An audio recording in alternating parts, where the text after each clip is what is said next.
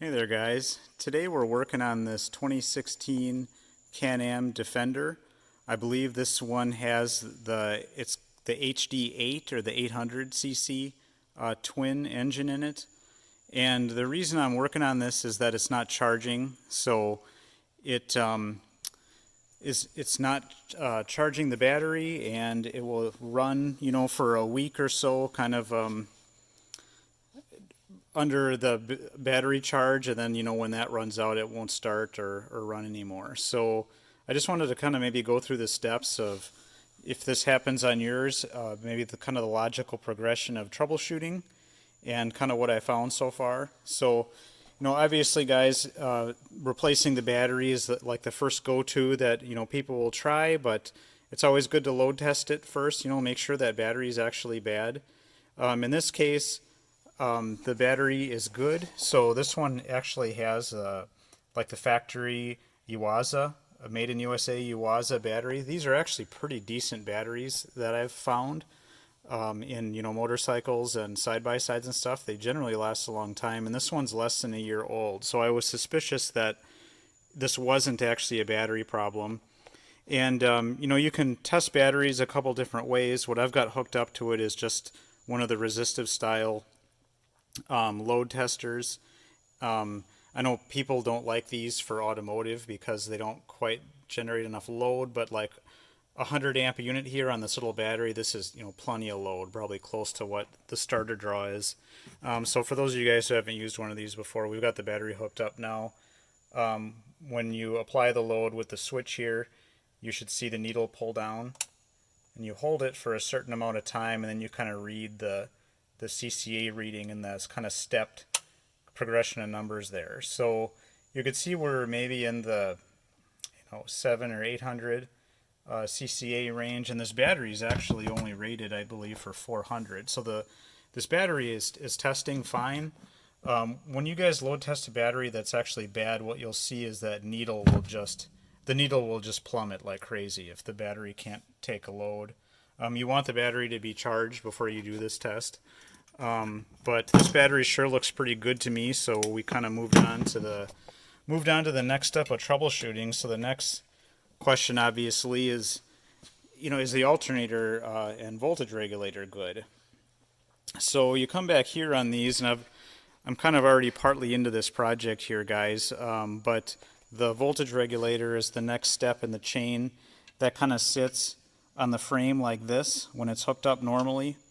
And these are the DC leads that come out of the voltage regulator after it's been kind of rectified and regulated.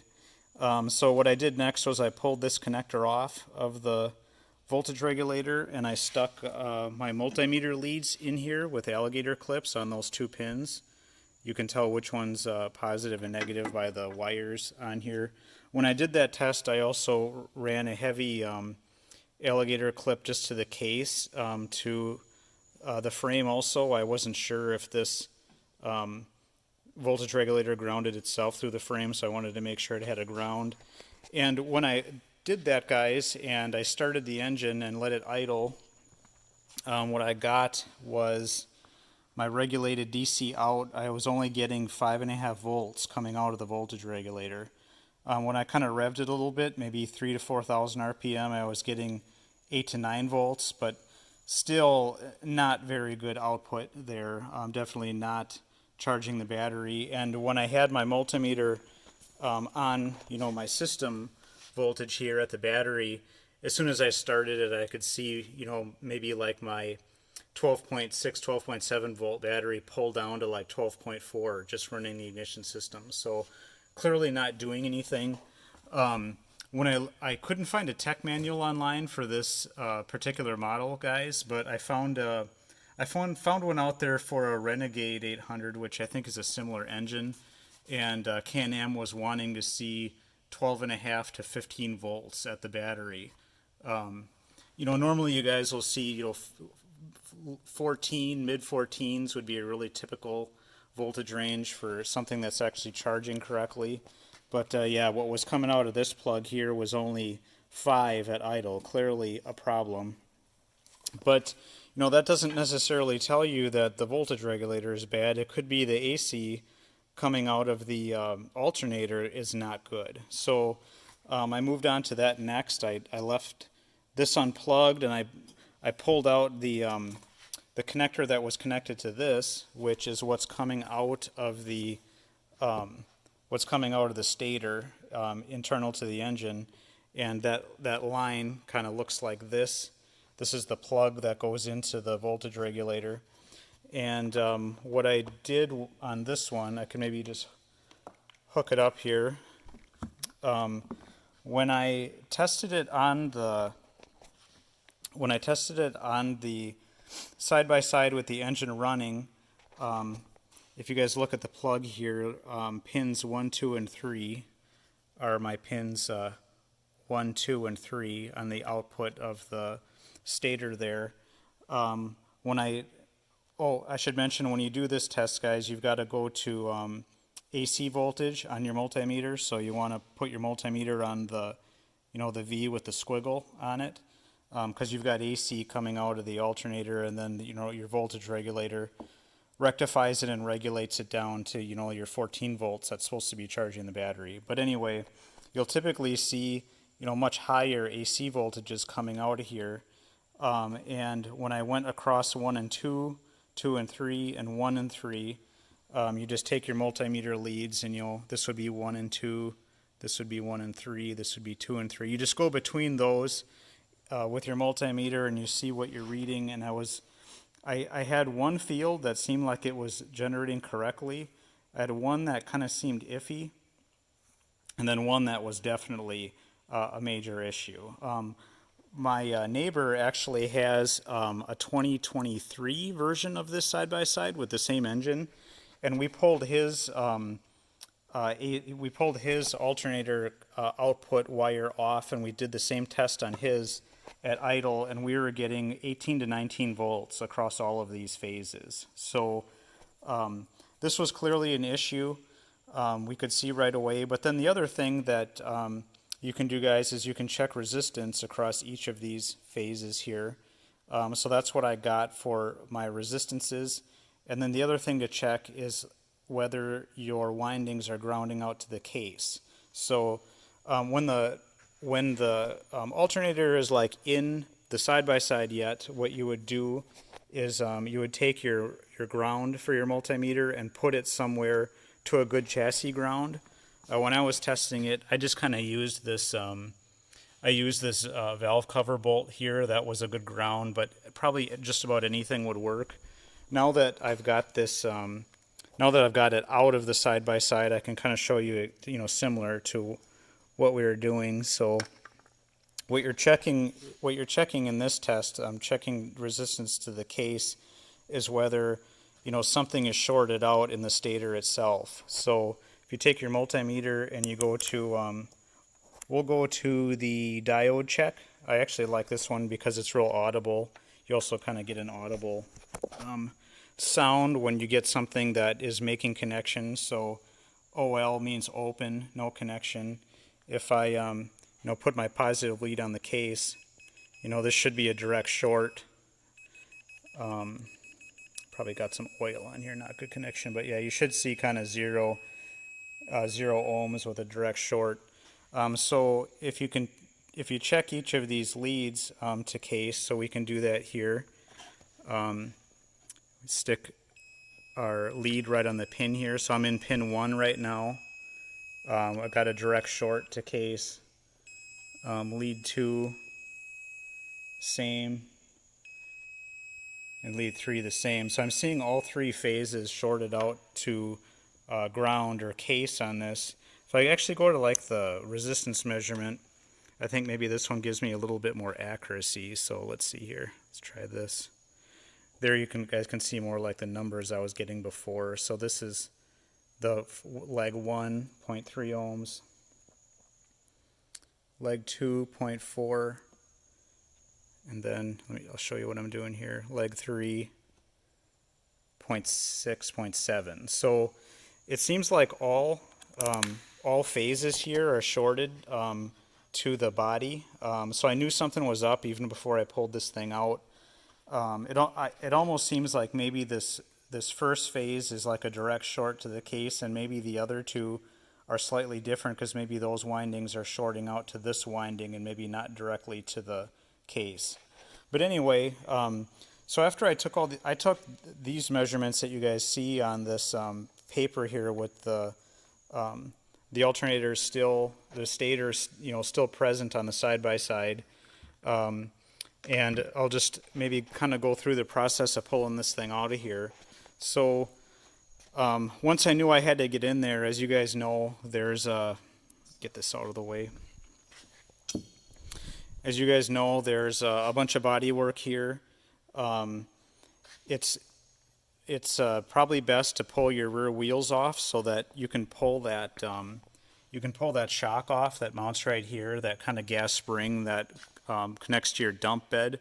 And with the wheels off and that shock out of there, you can really tip the bed all the way back, and then you don't have to mess around pulling it off. If you guys have pulled one of these off, they're a lot heavier than they look. They're really heavy. So if you're working by yourself, that could be difficult. But pulling the wheels off and the shock off gives you plenty of access, I thought. I pulled off this panel that goes right here, and then I pulled the fuel tank out. And there's just a couple connections on top of the fuel tank. There's one of these crimp style clamps like those right here. And then I think this is the return system here. Fuel tank looks like this, guys. And then the straps, there's two hold downs. There's a nut on the bottom of this strap, and then there's a nut inside this cross member here that you've got to kind of get up through this hole. You stick a socket through that hole, run those out of there, and then the one half of the strap will pull out, and then once it's out, the other end kind of has a T-slot that you just you rotate 90 degrees and pull out. So the fuel tank straps are pretty similar looking to like an automotive fuel tank strap, if you guys see kind of what those look like. So this is that T-slot kind of that you just index in there and turn 90 degrees, and then you've got this kind of T-nut set up on the other end. So that is how those come apart. So I would say after doing this, guys, you could do this job without pulling the fuel tank off, but this engine had an oil leak up top at one of the valve covers, and there was just oil and mud and manure and straw. There was garbage all over in this area. I probably dug 2 or 3 5-gallon buckets of mud and material out of here to get it to the point that you guys can see here in the video. So it was good for me that I took this out of here so I could get everything cleaned up and have less worry of something getting into the crankcase here. But yeah, so once you have the fuel tank out of here, you pull out the dipstick tube next. So I've got a rag stuck in it now. The dipstick tube, as you guys know, looks like this, and it sits in this hole. So there is a hex down at the bottom. So once you got the fuel tank out, you can just put an adjustable on that. And then there's all these bolts around the periphery of the case there that you run out, and those are just an 8mm socket, and you'll want to use a 1/4-inch drive deep socket to get those out. So this is what I used. 3/8. The wall on a 3/8 is just a little bit too thick to get in at some of those bolts, and the bolts look like this. So you can use a Torx in them too, but if I've got the choice between a Torx and a hex, I'm going to use a 6-point hex because you can deliver a lot more torque through them. So yeah, there's quite a bit of fasteners there. They're all the same length. Once you pull those out of there, once you pull all the fasteners out, this cover is kind of loose, and you can just kind of jiggle it and start pulling it off.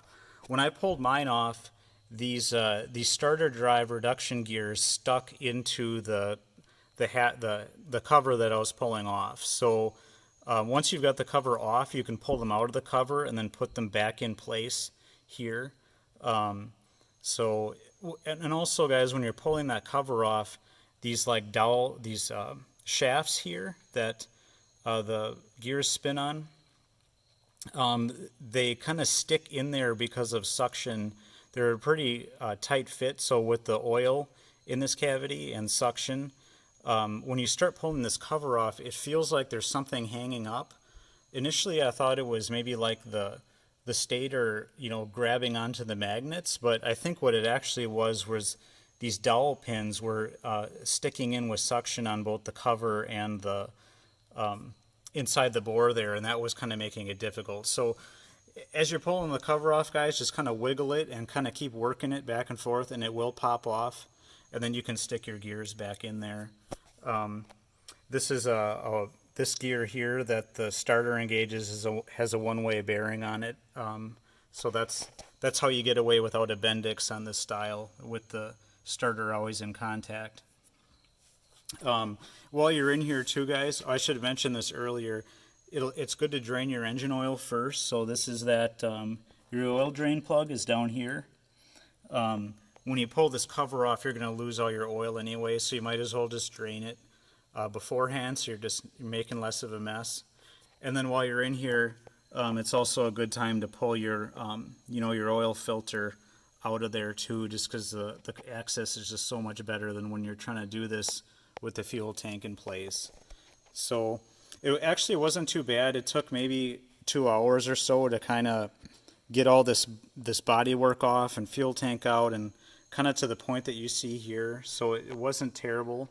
The harness that runs from the voltage regulator, which sits here, kind of runs across the back of the side-by-side back of the cab, and then it runs over to the cover here, and it's kind of zip tied the whole way. So you got to kind of cut all those zip ties. But yeah, once you've got the cover off, you can kind of get it on the bench then and take a better look at things.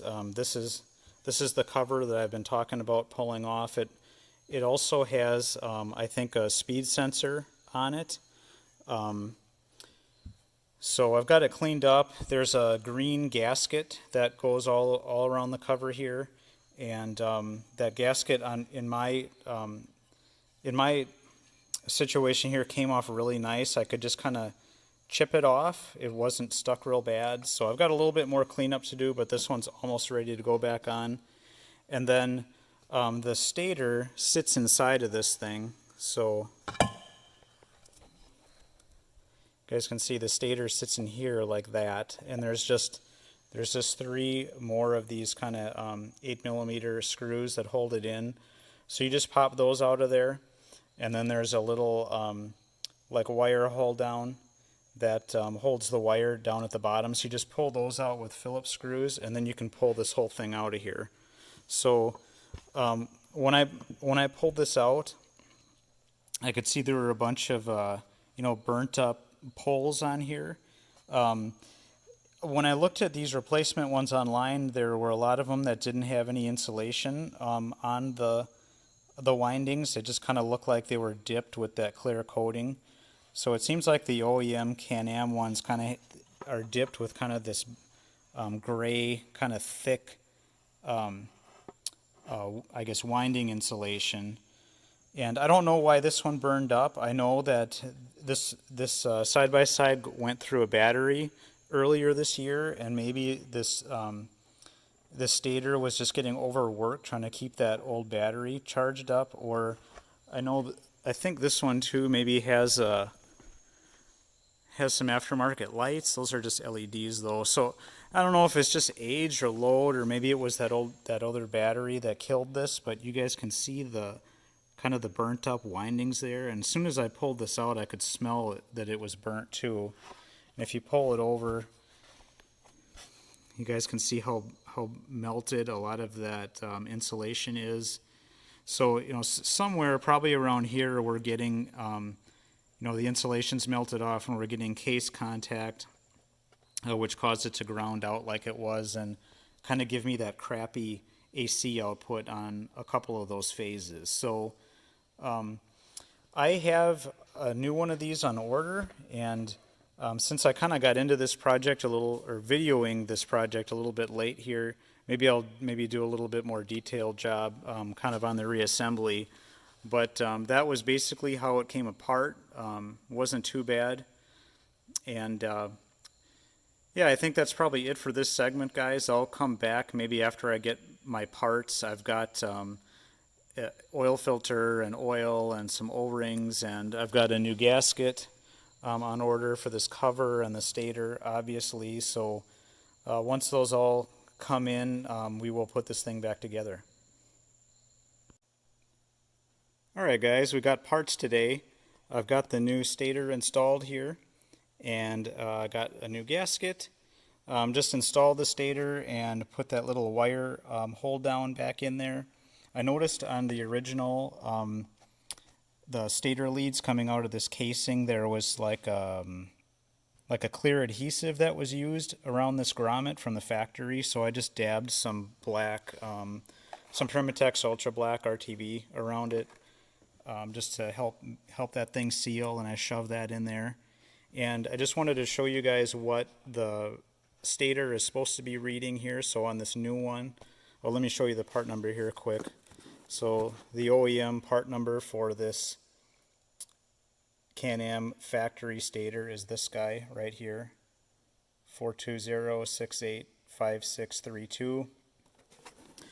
When this one came, it had kind of the thicker like dipped insulation like the factory one did.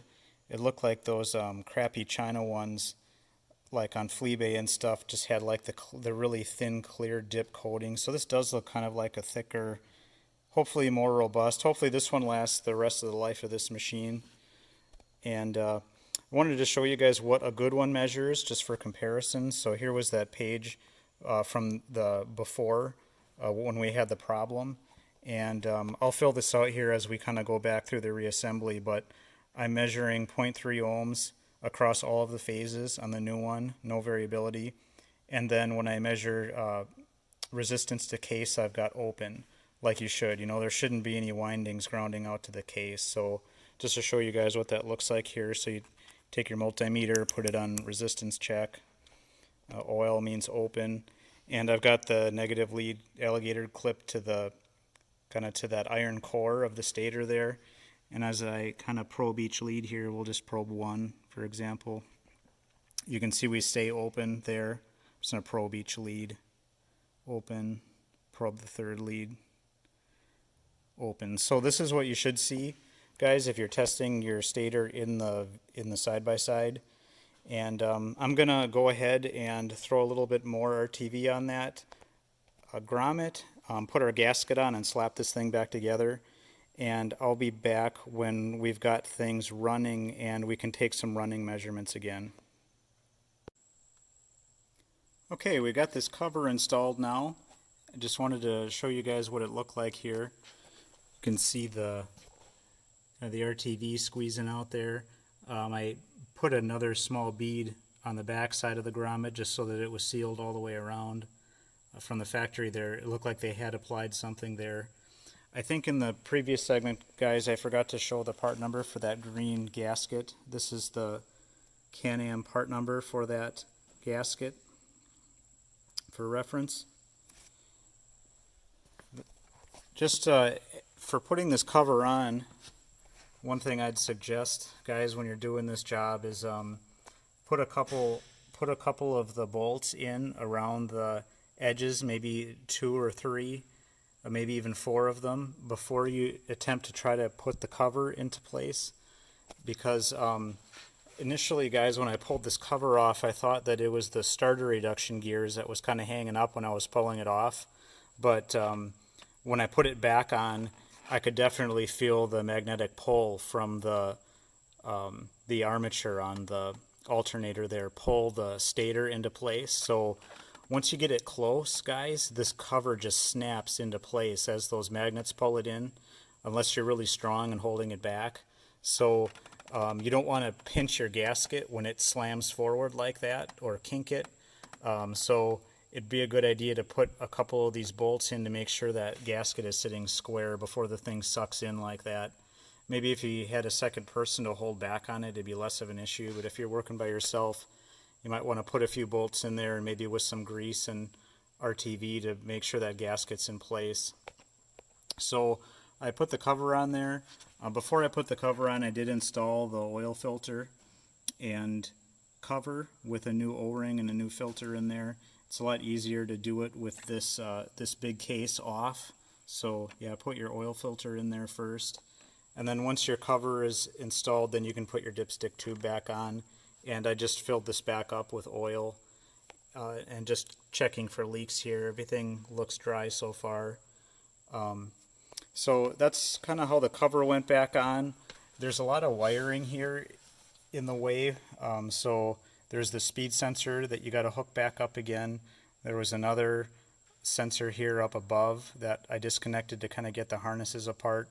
And there's a lot of excess in these wires, especially the speed sensor and the stator harness. So just try to kind of band everything up neatly out of the way, sort of like it was. I did notice that the stator harness here up on the frame where it plugs into the voltage regulator does have tape marks on it, so it is kind of easy to locate it back at the same push pin mounts for putting new zip ties through, so you can kind of get it all factory routed again. So overall went together pretty well here. I just wanted to mention a few tips before I put the fuel tank back in and started it. So probably when I come back here next, guys, I'll have everything back together and we'll be firing it up for the first time. Alright guys, we're going to wrap this video up here today. I've got everything back installed again here, the fuel tank and the body work. Just got to put the wheels and the splash guard back on, but I wanted to just kind of show how everything ended up here before I started it up. So I don't remember if I kind of showed what the case looked like when I was done. I've got the harnesses all tied up. I did notice that from the factory they really bent over this stator harness pretty sharp to get over here onto this bracket. I kind of rerouted it a little bit to kind of follow the other harnesses and banded it up, and kind of rerouted some of the things a little bit just so to put more gentler bends in all the harnesses, because some of them were really tweaked. I've got the AC output from the stator just disconnected right now, so we can kind of look at what correct output looks like. When you guys are tie banding this back up again, those zip tie holders can be reused. If you just, after you cut the zip ties, if you pull the old ones out, you can just run a new zip tie through the base there and reuse them. So, and the harness is tape marked to show you where they go to get the lengths right. So that was kind of nice. But with the new stator in there, let's fire it up here at idle so we can show you guys kind of what I measured. I already did this ahead of time. Let me just show you what I measured here. So this was the old.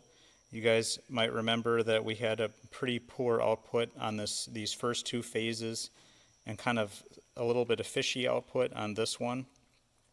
I just remeasured it just now, and I'm getting a really nice, things kind of bounce around at idle because the engine speed's changing a little bit, but somewhere in the low 20s for AC voltage, and this was really similar to what we measured on our neighbor's Defender with a good stator. And then I did just verify that this is probably a good thing to do too, guys. After you get everything back together, just make sure you didn't pinch a wire or anything and short any of those large gauge yellow wires coming out of the stator as you were putting it together, or on that wire holder inside the case. So we're going to start it up here and just show you guys kind of what how this thing is supposed to be charging. So let's get this.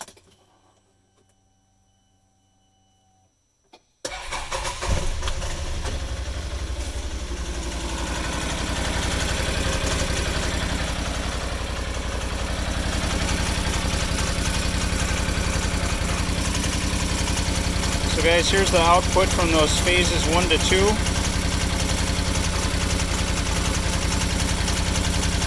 One to 3.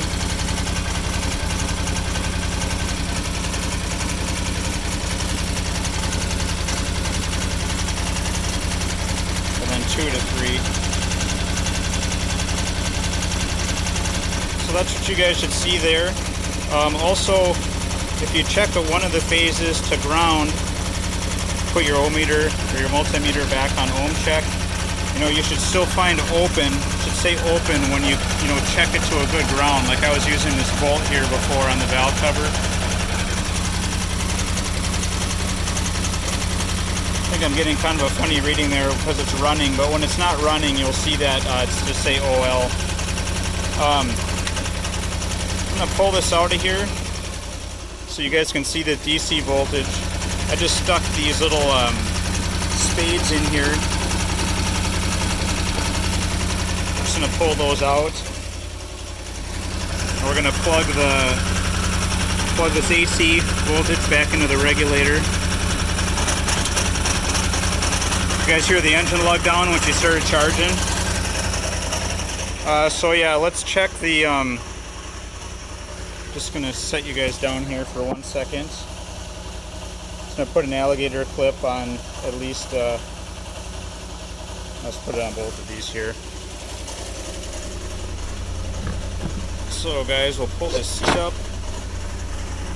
Let's see what we got going right here at the battery now. So put our negative lead on, positive on the positive, and then of course guys we want to look at DC voltage now. So we're getting a nice healthy mid 14s. This is what you should be seeing. Let's just step on the throttle a little bit and see if that changes at all with some engine speed. I think the spec that I saw in that Renegade manual is they wanted you to read it at 4,000 RPM.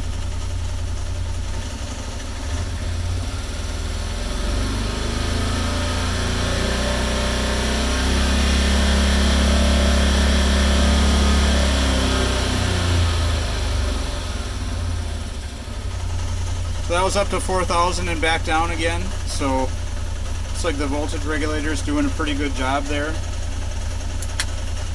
I'm going to shut this off. One thing I forgot to mention in the first segment, when we were first looking at that, we saw that we had no DC charging going on at the battery, and then we checked the DC output here on these two terminals on the voltage regulator. In our case, we found that we saw an issue right away. We only saw 5 volts coming out of the regulator, so we knew it was either a bad regulator or a bad stator. But if you guys would have measured this here and saw good voltage, say 14.3 at the terminals here, but then you were only seeing 5 volts down here at the battery, that would have indicated there's something, mice chewed the harness up, or there's a fuse blown, or something is shorted. You would have to kind of trace this wire down to the battery down there. In my case, I didn't have to mess around with any of that because we saw that even the voltage regulator wasn't putting out any good DC, but throughout the troubleshooting steps that we talked about here, guys, just keep that one in mind. It might be your situation. So I think that's probably all I wanted to talk about in this video here, guys. Make sure you check your oil after you start it back up again, after the oil filter cavity there filled up and that filter saturated. I had to add about half a quart to bring my level back up again. But yeah, we're going to throw the wheels back on this thing and kind of button up the rest of the body work, and we're going to call this job done for now. So thanks for watching, guys, and I hope this was helpful for someone. Have a good day.